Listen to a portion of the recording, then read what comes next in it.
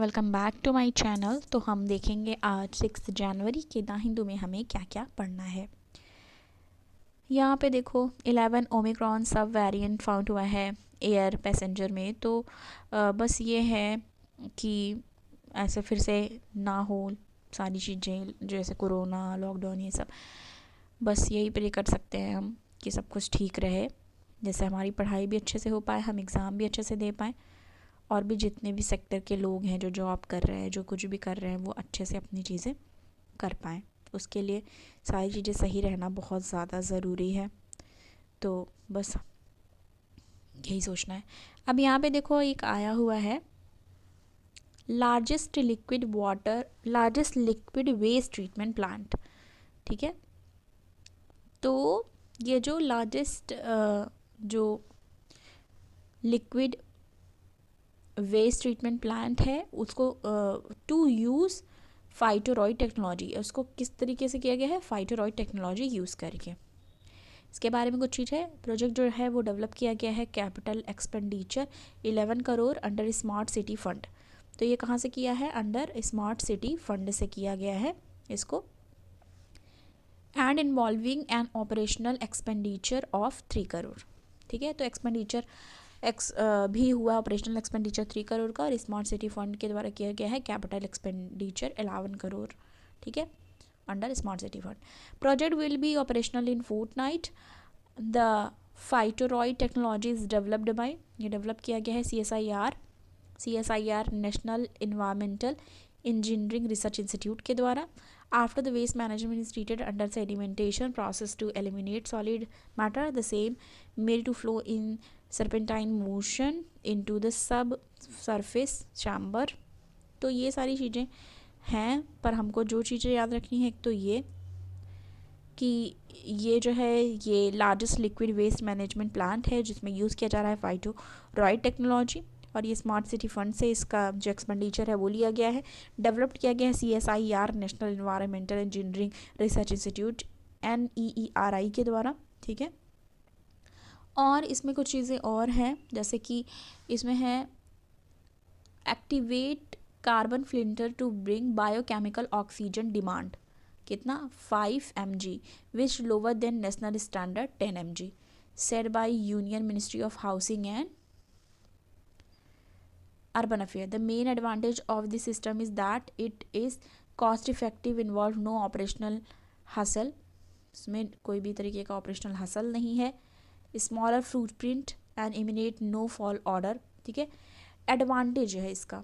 ठीक है, तो ये सारी चीज़ें हैं जो हमको ध्यान देनी थी। डिटेल में हम और डिस्कस करेंगे हमारे शॉर्ट नोट में।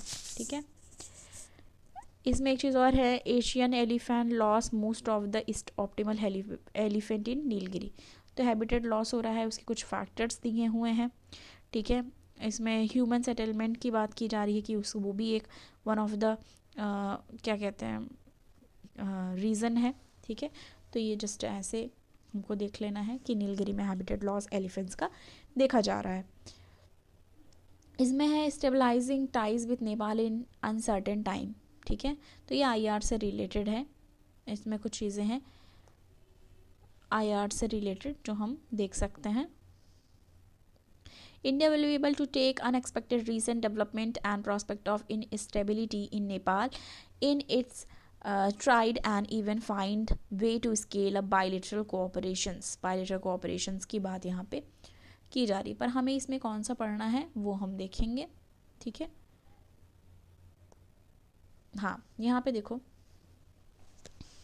There has been widespread expectation that Sher Bahadur Dauba, leader of Nepali Congress, which was in alliance with Pushpa Kamal Dalal, Communist Party of Nepal, and 3 parties would from the new government as the alliance commanded the largest number of seats in new parliament। तो ये नहीं पढ़ना क्योंकि ये नेपाल के politics के बारे में बात हो रही है, हमें अपने से रिलेटेड इसमें पढ़ना है। तो अब देखो इसमें यहाँ है इंडिया एंड चाइना क्वेश्चन। तो आपको पता है इंडिया और चाइना से रिलेटेड मोस्टली IR में आता ही रहता है। इसमें है India can however take this development in its ride, it is use to dealing with the political instability in Nepal. तो पॉलिटिकल इनस्टेबिलिटी चल रही है नेपाल में, फ्रीक्वेंट चेंजेस हुए हैं गवर्नमेंट्स में, इवन रेप्यूटेडली एंटी इंडिया और pro China leader heading them. It focus for many years has been non partition support for inclusive economic development. तो मतलब बस इंडिया नेपाल के कॉन्टेक्स्ट में है। तो अगर फिर से इसके बारे में हमारा आएगा तो वो जब रिपीटेटिव मोड में आता है तो वो चीज़ हमारे लिए इम्पॉर्टेंट हो जाती है। तो अभी बस इसमें कुछ नेपाल के कॉन्टेक्स्ट में बात की गई है तो वो उतना इम्पॉर्टेंट नहीं है। इसमें है towards making India and up linking hub. Up linking hub के बारे में यहाँ बात की जा रही है। ये देखेंगे क्या है इसमें जो पढ़ना है हमें। There has been 2 major development in television industry. 2 major development रहे टेलीविजन इंडस्ट्री में इंडिया में लास्ट 2 ईयर्स में। 2021 में केबल टेलीविजन नेटवर्क रूल आया, ठीक है। 1994 वर्ड अमेंडेड, मतलब सॉरी इसमें क्या कहा जा रहा है कि 2021 में, ठीक है, 2021 में केबल टेलीविजन रूल 1994 जो था उसको अमेंड किया गया था और उसमें इंक्लूड किया गया था स्टेटवरी मैकेनिज्म। किस चीज़ के लिए? Redressal of grievances and complaint of viewer. मतलब किसी भी तरीके के कंप्लेन है उसके निवारण के लिए वहाँ पे स्टेटवरी मैकेनिज्म इस्टेब्लिश किया गया था, इंक्लूड किया गया था, ठीक है। और इसमें है relating to content broadcast by television channel in accordance with the provision of cable tele network regulation act 1995। तो किस तरीके के मतलब इसमें है कि चैनल को जो प्रोविज़न ऑफ केबल और नेटवर्क रेगुलेशन एक्ट 1995 है उसमें भी उन लोग को क्या दिया गया था, कंटेंट ब्रॉडकास्ट जो होंगे उनके उस पर भी जो है ध्यान देने के लिए, मतलब उस पर भी वॉच आउट मतलब करना कि किस तरीके के कंटेंट जो है वो दिखाए जा रहे हैं। While an uplink refers to the link from ground station up to satellite, the down link is the link from satellite down to one or more ground station or receiver. तो यहाँ up link और down link की बात की जा रही है। Down link की बात की जा रही है कि वो लिंक जब सैटेलाइट में क्या है, satellite down to one or more ground station और रिसीवर्स पे होता है, तब की बात यहाँ पे की जा रही है। The amended cable television network rules bring in a strong constitutional system redressing grievances, मतलब निवारण के लिए कुल मिला के यहाँ पे बात की जा रही है, ठीक है। The policy guideline for uplinking and downlinking are aimed to making India the hub of uplinking as they allow Indian teleport to uplink foreign channel। अब यहाँ पे क्या बात की जा रही है, अपलिंक की बात यहाँ पे की जा रही है कि जिससे क्या किया जाएगा कि अलाउ किया जाएगा जो इंडियन टेलीपोर्ट हैं, ठीक है, उनको अपलिंक करके फॉरेन चैनल के साथ अपलिंक करने की बात यहाँ पे की जा रही है। एक्सपेंसिव एंड कम्बरसम अफेयर, मतलब ये एक्सपेंसिव तो होगा ही, इसकी बात यहाँ पे की जा रही है। इसमें earlier Indian broadcast would fly type to foreign countries for uplinking, now Indian teleport receive programme from foreign broadcast for uplinking. तो मतलब ये सारी चीज़ें हैं जो कि हमें ध्यान देनी है। नेक्स्ट देखेंगे हम आगे टेस्ट एंड कॉन्टेस्ट वाले पेज पे। ये बहुत ज़्यादा इंपॉर्टेंट है क्योंकि देख रहे हो आप कि रिपीट में आ रहा है। हमने इसके पहले भी डिस्कस किया था, शॉर्ट नोट भी, कल वाले शॉर्ट नोट में IAS कि हमने इसके बारे में पढ़ा था ग्रीन हाइड्रोजन के बारे में, पर फिर से ही आया है। मतलब इससे रिलेटेड मेंस में या फिर प्री में क्वेश्चंस आने की संभावना है, मतलब बहुत ज़्यादा चांसेस हैं क्वेश्चन आने के क्योंकि रिपीट मोड पे ये चीज़ आ रही है। तो इंडिया का प्लान क्या है, डेवलप करना ग्रीन हाइड्रोजन, उसके बारे में कुछ देखेंगे। इसमें है यूनियन कैबिनेट ने अप्रूव किया है 19,744 crore national green hydrogen mission. तो इस टॉपिक को हम किस तरीके से जानेंगे, नेशनल ग्रीन हाइड्रोजन मिशन के नाम से। और इसका एम है that aim to make in India a global hub, वो मेक इन इंडिया को ग्लोबल हब बनाना चाहते हैं for using producing and exporting green hydrogen, produce करके और एक्सपोर्ट करके ग्रीन हाइड्रोजन को, ठीक है। अब इसमें है green hydrogen is when hydrogen is produce via electrolysis. तो ग्रीन हाइड्रोजन क्या है, जब हाइड्रोजन जो है वो प्रोड्यूस किया जाए इलेक्ट्रोलिसिस के द्वारा, ठीक है। इलेक्ट्रोलाइसिस भी बहुत लोग बोलते हैं, इलेक्ट्रोलिसिस भी बोलते हैं, ठीक है, उसके द्वारा जो प्रोड्यूस किया जाता है।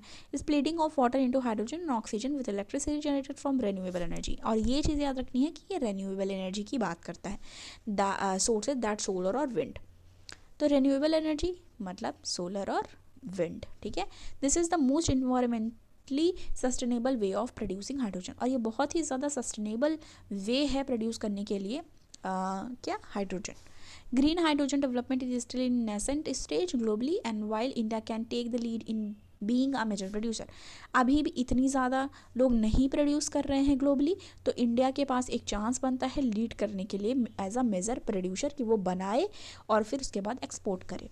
It doesn't have necessary infrastructure yet to execute all it intermediary step. तो अभी भी सारी तरीके की इंफ्रास्ट्रक्चर तो नहीं मौजूद है, ये चीज़ यहाँ पे बात की जा रही है। ठीक है, अब देखो यहाँ पे आज बात की गई है ग्रे हाइड्रोजन की और ब्लू हाइड्रोजन की भी, तो ये भी हम देखेंगे। Grey hydrogen is produce from natural gas, grey hydrogen natural gas से आता है, और blue hydrogen fossil fuel source से आता है, जहाँ पे क्या होता है, इंश्योर किया जाता है carbon emitted in capture via carbon capture process. ठीक है, तो ये है green hydrogen is when hydrogen is produce via electrolysis.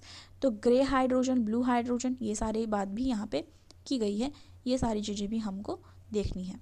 ठीक है, तो ये सारी चीज़ें हैं जो हम डिस्कस करेंगे। नेक्स्ट देखते हैं, Japan offering money to move out Tokyo. Japan offer कर रहा है मनी, तो इसमें स्टोरी क्या है, समरी क्या है वो देख लेंगे। Japan will pay up to 1 million yen, उनकी जो करेंसी है, ठीक है, जो अप्रॉक्सीमेटली 6 लाख है, पर child to families if they move out to Tokyo metropolitan area, कि अगर वो वहाँ से मूव करते हैं तो उनको 6 लाख रुपए पर चाइल्ड वो देगी। This impact of immigrations from rural to urban space has been felt sharply in rural areas to most. मतलब जो इम्पैक्ट है इमिग्रेशन का वो कम करना चाहते हैं। Where the number of local community member have decreased leading to a shrinking in local and small scale economic opportunity. तो ये चीज़ें हैं इसमें। The regional revitalisations migration support projection provide subsidies to people living और working in 23 ward of Tokyo to move out of the Tokyo metropolitan areas and start to a business or work। मतलब business और work करते हैं उसमें भी वो support करेगी और मूव करने पे भी सपोर्ट करेंगे। तो ये माइग्रेशन से रिलेटेड जब भी हमारा मतलब चीज़ें आती हैं और सिलेबस में क्लियरली माइग्रेशन मेंशन है। ठीक है, फिर आगे आएंगे, देखेंगे और हमें कौन सा पढ़ना है। देखो यहाँ पे फिर से वो चीज़ आई है कि centre plan to promote India as a global hub of green hydrogen minister. तो इसके बारे में हमने पढ़ लिया, ग्रीन हाइड्रोजन सारी चीज़ें। तो मतलब अभी क्या किया जा रहा है कि बढ़ाया जा रहा है नेशनल ग्रीन हाइड्रोजन मिशन के थ्रू, इसको बढ़ाने की बात की जा रही है। ठीक है, यहाँ पे देखो एक और न्यूज़ आया हुआ है कि Divya become youngest to defend the crown.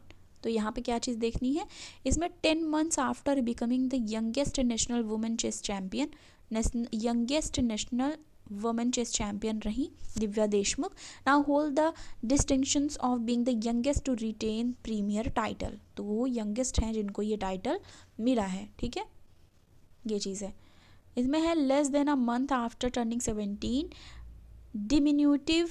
ठीक है, Nagpur girl stood tall again by emerging as a worthy champion following the conquest of 2016 Asian champion भक्ति Kulkarni in 49 move for winning।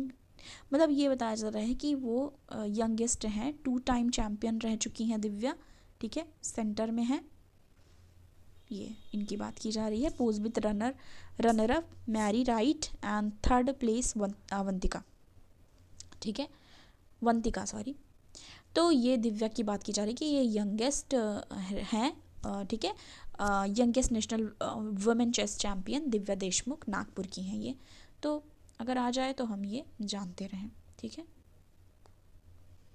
तो ये सारी चीज़ें थी जो आज हमको पढ़नी थी। थैंक यू सो मच, मिलती हूँ नेक्स्ट वीडियो के साथ।